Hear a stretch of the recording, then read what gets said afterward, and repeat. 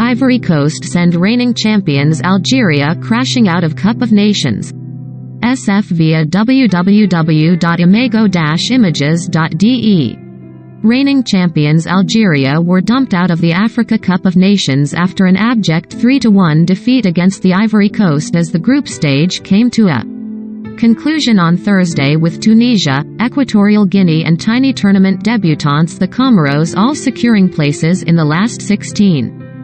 Franck Kessie, Ibrahim Sangare and Arsenal's Nicolas Pepe all scored to put the Ivory Coast 3-0 up against Algeria in Cameroon's economic capital Douala, before Manchester City star Riyad Mahrez missed a penalty for the 2019 champions.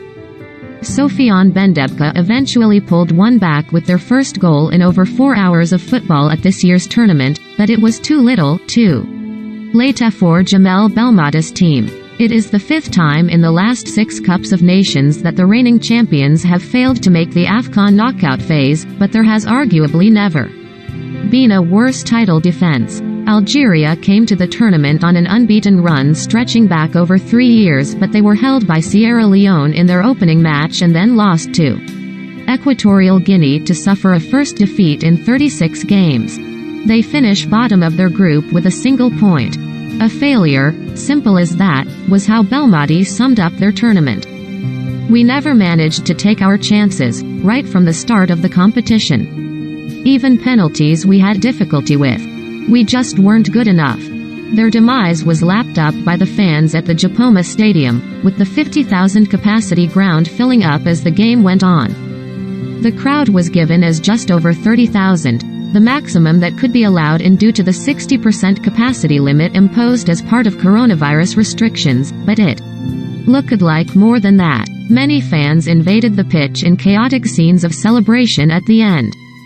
The Ivory Coast, the 2015 champions, clearly had the backing of the crowd, and they will stay in Douala for a heavyweight last 16 tie against Mohamed Salah's Egypt next Wednesday. I am very, very satisfied about what my team has done tonight, said the Ivory Coast's French coach, Patrice Baumel, who has twice won the AFCON as an assistant coach and had some sympathy for Algeria and their failed attempt to retain the title.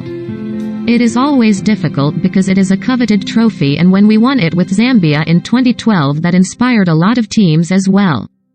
Equatorial Guinea go through in second place in Group E after defeating Sierra Leone 1-0 in Limba thanks to a superb first-half strike from Pablo Ganet. K. Kamara missed a penalty for Sierra Leone as they go out, while Equatorial Guinea stay in Limba for a last 16 tie against Mali on January 26.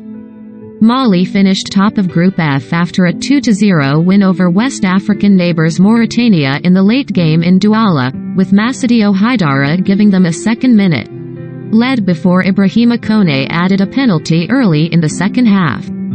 It was a third successful penalty in as many games for Norway-based striker Kone, as Mauritania go home without a point or a goal. Tournament debutants Gambia had already sealed a place in the knockout phase before claiming a remarkable 1-0 win over Tunisia in their last group match in. Abli Jallo's goal deep in injury time gave Gambia the victory, and they will now play Guinea in the last 16 in Bafoussam on Monday. Tunisia were deprived of 12 players who tested positive for COVID-19 on the eve of the game, including starman Wabi Kazri, and they have to settle for advancing as one of the 4 best third-placed teams. That means the 2004 champions have a quick turnaround and must head north to play Nigeria, the only team to win all 3 group games, in Garwa on Thursday's results also allowed the Comoros, the small Indian Ocean island nation, to progress to the last 16 in their first appearance at the tournament. They will face hosts Cameroon in the last 16.